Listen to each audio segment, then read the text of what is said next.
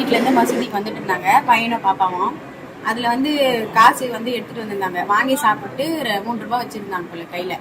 அது வாயில் போட்டு முழுங்கிட்டு இருக்காங்க. இவங்களுக்கு தெரியல, அழுதுகிட்டே இருந்துருக்குறாங்க.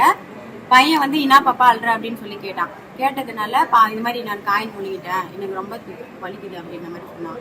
பக்கத்தில் ஒரு ஜென்ஸு தான் வந்திருந்தாரு. என்னத்துக்கு அழுறீங்க அப்படின்னு சொல்லிட்டு ரொம்ப கத்தி வந்துட்டு இருந்தாலாம்.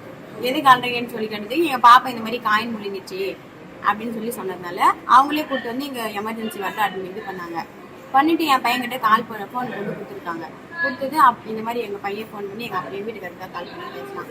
அப்பா இந்த மாதிரி பாப்பா காசு முழுங்கிச்சு, எங்கடா இருக்கு அப்படின்னு கேட்டதுக்கு நான் கவர்மெண்ட் ஹாஸ்பிட்டலில் இருக்கோம் அப்படின்ட்டு. சரி, அவர் ஒரு உதவி செஞ்சார் எங்களுக்கு.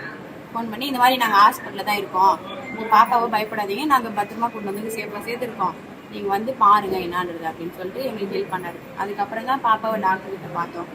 பார்த்துட்டு உடனே அவங்க என்னன்னா ஒரு எக்ஸ்ரே எடுத்துட்டோம் அப்படின்னு சொல்லி சொன்னாங்க.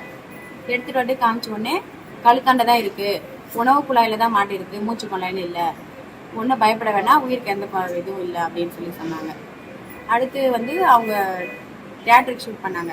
தியேட்டருக்கு கூட்டு போயிட்டு மயக்க மருந்து கொடுத்து பாப்பாவுக்கு காய்ந்ததை எடுத்துட்டு, சரி நாங்கள் அவங்களுக்கு ரொம்ப நன்றி இது பண்ணோம், நல்லபடியாக எங்கள் குழந்தைய காப்பாற்றி கொடுத்தீங்க நீங்கள் அப்படின்னு சொல்லிட்டு நாங்கள் சொன்னோம். அதுக்கப்புறம் ஒன்றும் பிரச்சனை இல்லை, பயப்படாதீங்க, பார்த்துங்க பாப்பாவை, ஒரு 2 மணி நேரம் சாப்பிடக்கூடாது எதுவுமே அப்படின்னு சொல்லிட்டு சொன்னாங்க. சரி, திரும்பி போய் இப்போ நான் கேட்டதுக்கு எதுவும் பகுதிக்கு வேண்டாம், 2 ஹவர்ஸ் கழிச்சு இன்னும் சாப்பிட கொடுங்க, பாப்பா நார்மலாக இருக்காங்க அப்படின்னு தான் சொன்னாங்க. என் குழந்தைய காப்பாற்றி கொடுத்த டாக்டர்களுக்கு ரொம்ப ரொம்ப நான் கடமைப்பட்டுட்டேன். ரொம்ப நன்றி டாக்டர்.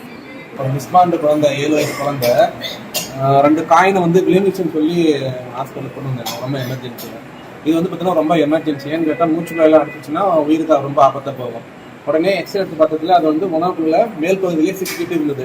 அதனால வந்து உடனடியாக வந்து நம்ம மருத்துவமனையுடைய காது மூக்கு தொண்டை டாக்டருக்கு தகவல் கூறி அவரை உடனடியாக வந்து இதை மயக்க மருந்து கொடுத்து தான் எடுக்க முடியும். ஆனால் நேரையாக வாய் வழியாக வந்து எடுக்கலாம் முடியாது. இது ஆப்ரேஷன் தேட்டருக்கு உடனடியாக வந்து மயக்க மருந்து டாக்டருக்கும் காது மூக்கு தொண்டை டாக்டருக்கு தகவல் கூறி அவங்க உடனடியாக வந்து குழந்தைய வந்து மயக்க மருந்து கொடுத்து ஆப்ரேஷன் தேட்டரில் வச்சு இந்த தொண்டைக்குழியில் சிக்கி இருந்த காயினை எடுத்து குழந்தையுடைய உயிரை வந்து காப்பாற்றப்பட்டது.